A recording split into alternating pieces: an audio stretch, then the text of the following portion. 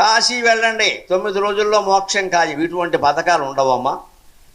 9 రోజుల్లో మీకు రైలు దొరుకుతుంది, పెడతారు, ఉంటారు, కాఫీలు తాగుతారు, వస్తారు, అంతే. మోక్షం రాదు. కాశీ పెడితే రాదు. అలాగే ఇక్కడ చనిపోతే చాలు మోక్షం. ఎందుకు చెబుతారు ఈ మాటలంటే వీటిని అర్థవాదం అంటారు పురాణాలు. అర్థవాదం అంటే ఆ చెప్పేది నీ చేత చేయించడం కోసం కాస్త అతిశయోక్తిని జోడించి చెబుతారు. అది పూర్తిగా వాస్తవం అని నమ్మకూడదు. ముందు ఆ వంకను నువ్వు కాశీ పెడితే కాశీ ఎలా ఉంటుంది?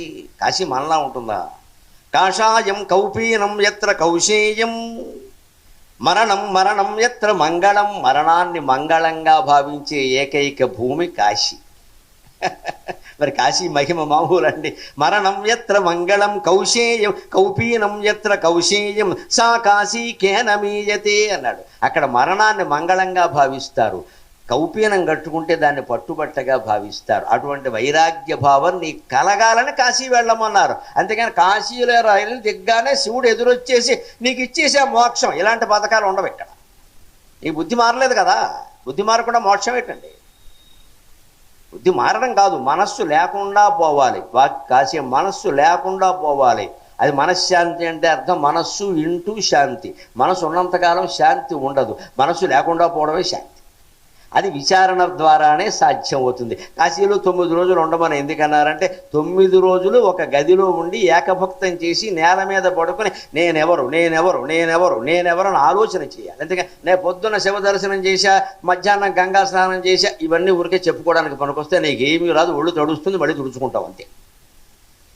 3 పూట్ల శివుడు దర్శనం చేసుకున్నా అనవసరంగా పేదవాళ్ళు ఎంతోమంది వేల మైళ్ళ దూరం నుంచి చేసుకునే దర్శనానికి నువ్వు అడ్డంగా ఉన్నావు. అన్నిసార్లు వెళ్ళకు. దయచేసి నమస్కారం పెట్టి కోరుతున్నా, పదే పుణ్యక్షేత్రాలకు వెళ్ళి ఏడాదికి ఓసారి వెళ్ళే పేదవాళ్ళకి అడ్డంగా మారకండి. దయచేసి మీ మొక్కుబళ్ళు మానుకోండి. ఎన్ని 100 సార్లు తిరిగినా ఆర్టీసీ బస్సులు బాగుపడతాయి కానీ మనం బాగుపడం. నేను అరుణాచలం మొక్కుకున్నా 16 పున్నములు అదుడు మొదలెట్టారు ఈ మధ్యన బాగా. మొత్తం వెళ్ళిపోతున్నారు అక్కడ. అరుణాచలం వాళ్ళు మొన్న 6 నెలల క్రితం నా ప్రవచనం పెట్టించారు. నేనెందుకు దొరికాను మీకు అన్న, కాస్త చురకలేస్తారని మిమ్మల్ని పిలుస్తున్నామన్నారు వాళ్ళ మేనేజ్మెంట్.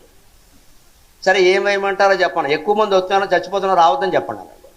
రావద్దని చెప్పండి. వాళ్ళు కోరింది అది మేనేజ్మెంట్ స్వయంగా.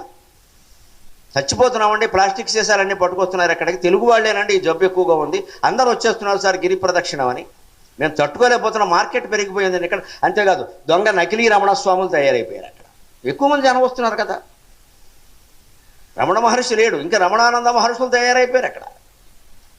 ఎందుకంటే మీకు జనం పెడుతున్నారు అమాయకులు ఇక్కడ.